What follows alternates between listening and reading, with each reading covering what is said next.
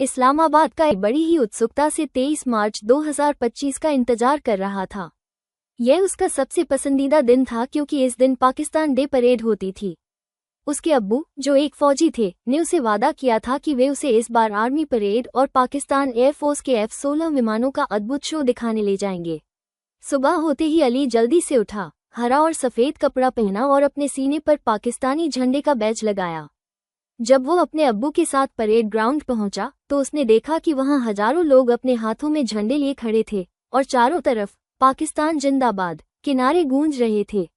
थोड़ी देर बाद परेड शुरू हुई। पाकिस्तानी फौजी अपनी बंदूकों के साथ पूरे जोश और अनुशासन में मार्च कर रहे थे। टैंकों, मिसाइलों और सेना के अलग अलग दस्तों को देखकर लोग जोश में आ गए। अली बड़ी ही उत्सुकता से इंतजार कर रहा था कि कब पाकिस्तान एयरफोर्स के F-16 लड़ाकू विमान आएंगे।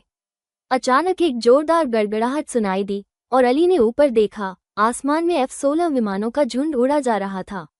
वे हरे और सफ़ेद धुएं की लकीरें छोड़ते हुए चांद और सितारे का निशान बना रहे थे। पूरा आसमान जैसे पाकिस्तान के झंडे में बदल गया था।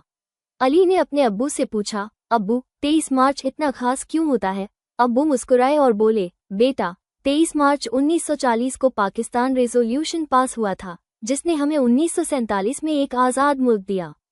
यही वजह है कि हम हर साल इस दिन को गर्व से मनाते हैं। अली को अपने देश पर गर्व महसूस हुआ।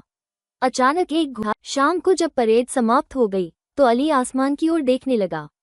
वो आखिरी F-16 विमान को उड़ते हुए देखता रहा और मन ही मन एक सपना संजो लिया।